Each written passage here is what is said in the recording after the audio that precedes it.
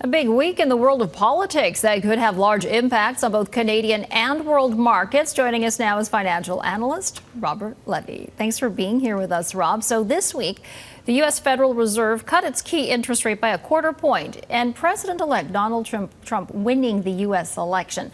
What kind of impact could this have on financial markets south of the border?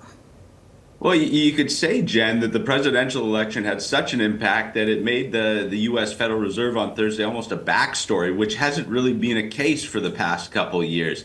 You know, when we started to see sort of those murmurs of momentum on Tuesday evening, you could sort of see that Trump trade, as it was being referred to, coming into broad effect. And, you know, with just the perception of the more market-friendly president, which I think certainly, you know, is to be tested, and we'll see how it plays out over the next couple of years, but it had investors piling into stocks this week. The U.S. markets, as sort of measured by their major stock indices, the Dow and the S&P 500 having their best week of the year. You know, some of the asset classes that led it higher, of course, you know, everyone's looking at Tesla's share price and Elon Musk's link to the Trump campaign, but also, you know, things like financials, the big banks.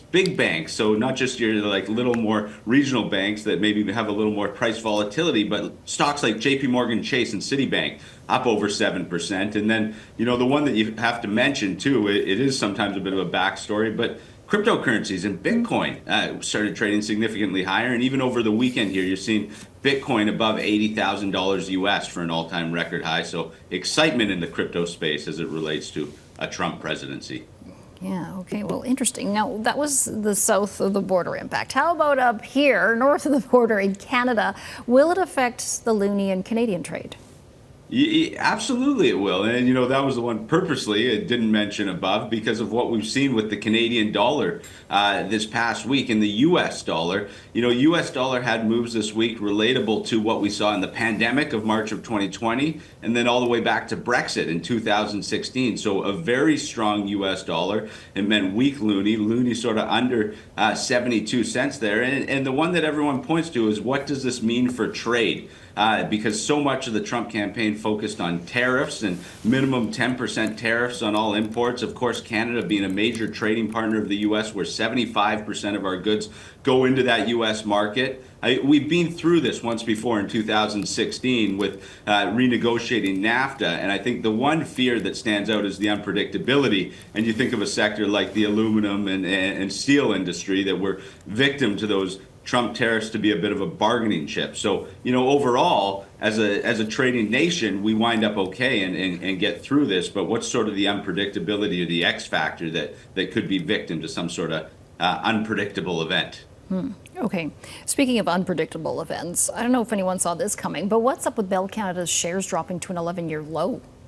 This was a big story this week, and particularly because these telecoms, these utility companies in Canada are pretty much your stable and boring companies that generate strong cash flow and you know do the same business year in, year out. But this is a bit of a growth story, and the other factor here is that we talked about it a couple of weeks back. BCE divested from their stake in Maple Leaf Sports Entertainment, who owns the Toronto Raptors, the Toronto Maple Leafs, and everyone thought they were using that cash to pay down debt. Instead, as you said, they're buying a U.S. internet service provider, and it's a bit of a growth story. So, you know, with that, they're announcing a halt to their dividend. They haven't done that in the last 16 years, so they're not going to raise their dividend in 2025. Sent their shares down to an 11-year low. So a little bit of excitement in the Canadian telecom space. And as I said, you don't usually see that because these are just sort of your stable cash flow generating companies, your utility companies in Canada. Yeah, that is an interesting one. Okay, lastly, I wanted to ask you, Canada's unemployment rate held at 6.5% in October. 15,000 jobs were added, but that's 12,000 short of what was predicted. What happened there? You know, it's fitting with this sort of lackluster Canadian economy theme. I mean, the only point to watch with this is that the economic data that's coming in right now isn't great. There's still about another month of data before it, but many economists, Bay Street economists, saying the Bank of Canada could go by another 50 basis points again in December. And this economic data print sort of fitting with that narrative that's not too exciting around the Canadian economy at the moment. Okie dokie. Here we go. Thanks so much. That's Robert Levy.